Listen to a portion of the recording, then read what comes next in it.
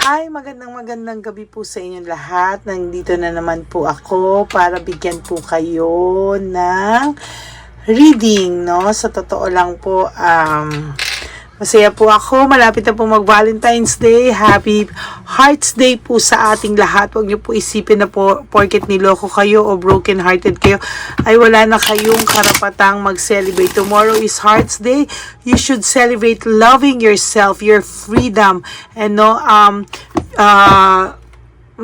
wala ka po sa maling pag-ibig, no? So you have to celebrate life. You have to celebrate your decision and your choice, no?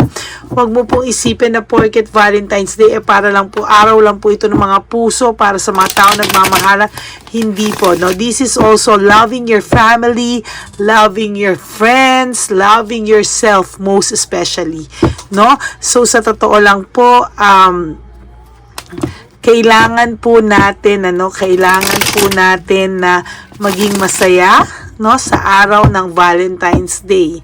Yan. So ano po kaya ang makikita natin ngayon? Kamusta kaya siya? O sila ngayong Valentine's Day, no? Tama-tama, no? Isipin mo natin, tingnan natin. Okay, Universe, Divine Universe, help us, please show us po kung ano po ang mangyayari sa kanila sa Valentine's Day. Ano po ang pakiramdam nila, no, sa mga oras na ito.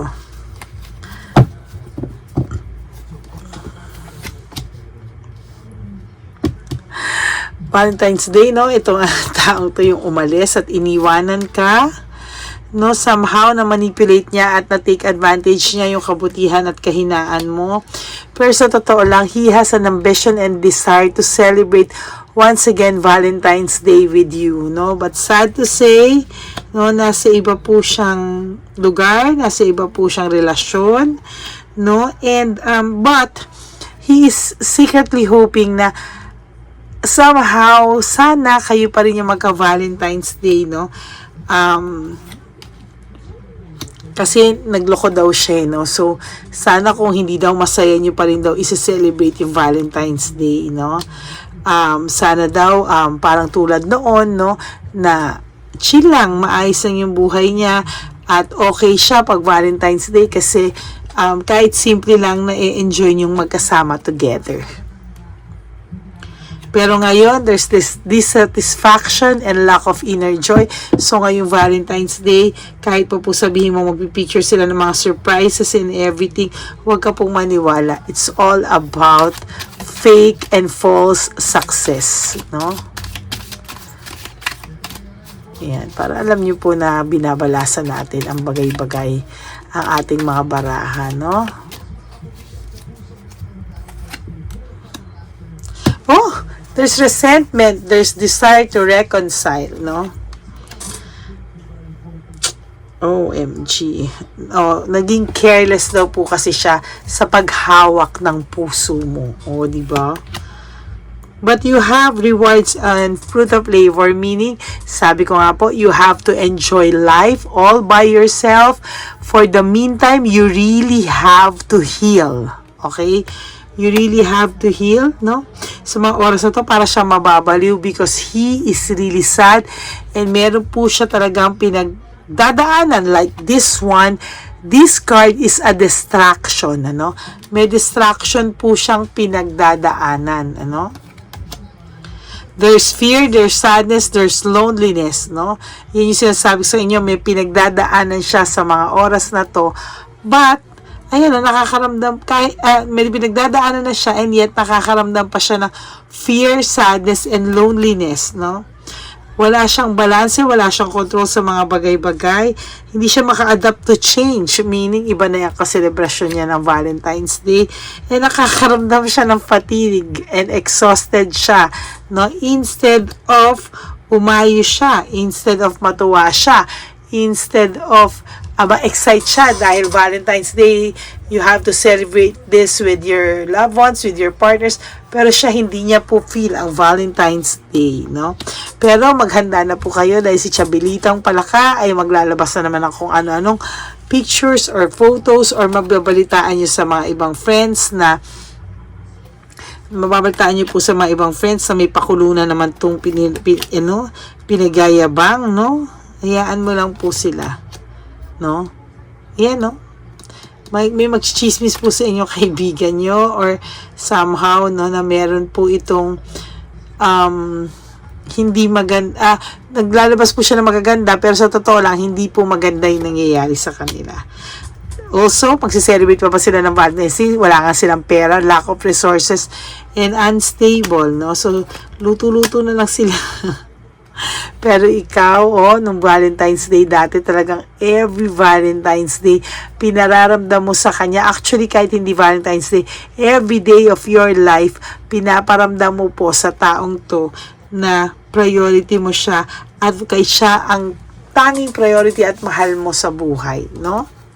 Sweet naman. And then there's hatred, no? Makakaramdam na naman ng galit sa iyo si Chabelitang Palaka kasi may isip niya na ikaw at ikaw pa rin ang iniisip nito.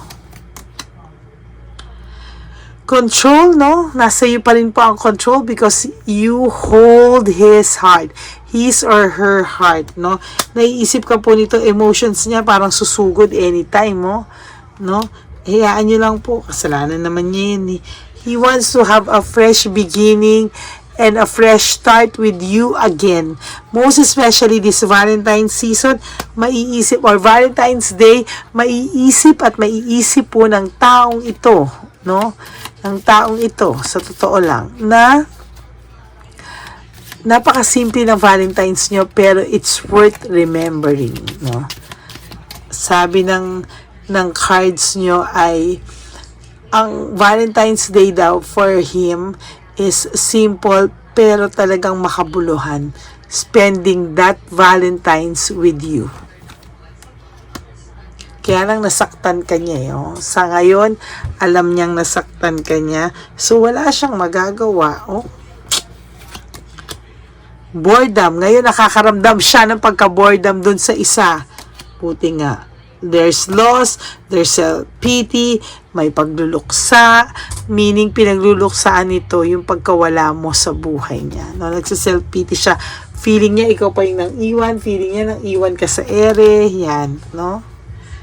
There's anger and argument. Malamang, no? Valentine's sa Valentine's Day, mag-away itong dalawang to. Tapos, kunwari, magsisend ng picture o kunwari, magpo-post ng picture na ma-happy sila, mga buang, no? Mga buang sila sa Valentine's Day. Yan ang gusto kong i-title talaga, no? Mabubuang sila sa Valentine's Day. No, spending the Valentine's Day with the wrong partner or with hindi yung ito yung mahal mo is very, very, very hurtful, no? Ikaw po, ngayong Valentine's Day, bilan mo yung sarili mo, no? Bilan mo talaga yung sarili mo, no? Stress and burnout siya, hayaan mo siya. Naiisip niya po kasi yung Valentine's Day, no? Freedom, no? Naging free kasi ito, nagbinata, nag-explore, o ano ngayon siya, no? Ikaw, may rewards ka, ayan, no? May reward ka. At the end of the day, you will have a reward. Meaning, at the end ng lahat ng nangyari sa'yo, no? It's good na naka-adjust ka at tinutulungan mo yung sarili mo unti-unti. Siya, meron siyang lack of direction. May mga wag na yung legal matters. So, tingnan yan ngayon. Ayun, no? Impulsiveness, security, and conservation. Ano? Stability, yun nga, in dati na maayos daw kayo, during nung time nyo, talagang happiness lang, happy kayong dalawa. Bakit kasi kailangan magbago kailangan maghanap ng bago. Naghanap siya ng bago. Ayan.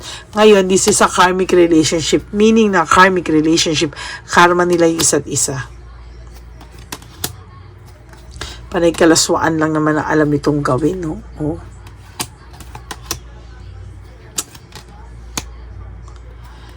Ay. Frustrated din siya, mga kapatid, no?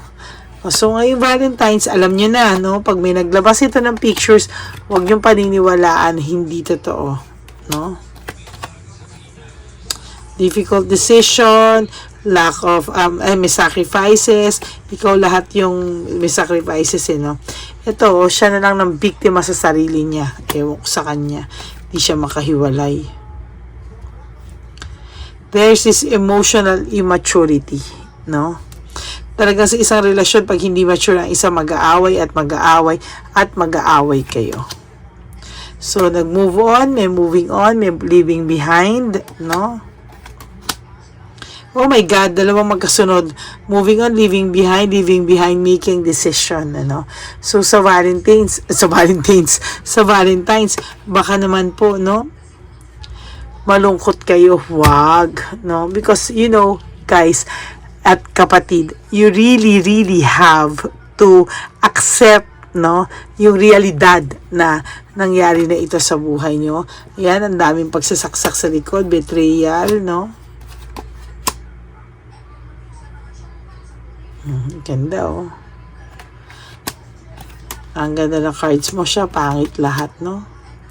So, sa Valentine's Day, ito na inaantay nyo. Ayan, magkakaroon sila ng tension and broken communication. Why?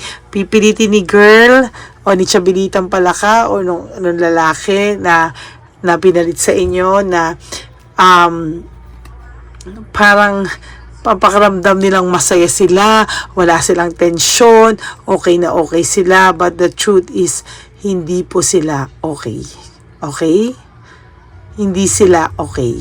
Okay? Nagigets mo po ako? Yan. So, ito po yung reading natin for tonight. No, it's just a short reading. No? I will be back tomorrow para tingnan natin ang araw mismo ng mga puso. No? So, sa ngayon, kamusta siya bago mag-Valentine's Day? No? Kamusta siya ngayong magiging Valentine's Day? Kamusta siya ngayong magiging Valentine's Day? Tama ba? Okay. Yun, basta mamaya po, bibigyan ko ng title. Okay? Pero more or less ganun. No? Kamusta siya or update bago mag-Valentine's Day. Yun lang po. So, magandang gabi po sa inyong lahat. No? Sana po nagustuhan niyo po yung ating reading. At for those of you who wants to have a private reading with me, you can message me at Lady Lee Elena. That's my official and legit and only FB account ng Lady Elena. So, that's Lady Lee Elena. That's Ladyly Elena, Eleyna.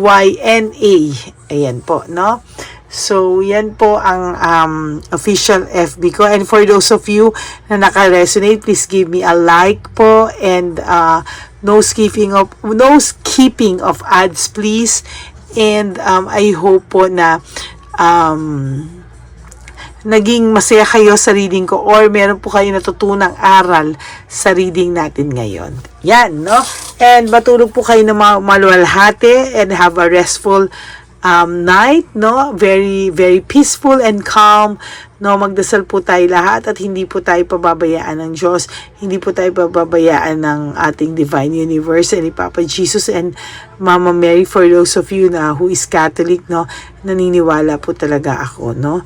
Kaya maraming pong salamat at wag po kayong malulungkot. Ipangako niyo po sa akin bukas na wag po kayong malulungkot. Ha? Labanan niyo po yung nararamdaman niyo po. Laban-laban lang. Okay? So, thank you very much and I will see you all tomorrow. No, maraming pong salamat sa Lady Elena's family, friends, and subscribers. Yan, maraming pong salamat and I love you all from the bottom of my heart. I love you all, my Lady Elena's family. Okay? Yan, maraming salamat po and good night. I love you all. Bye!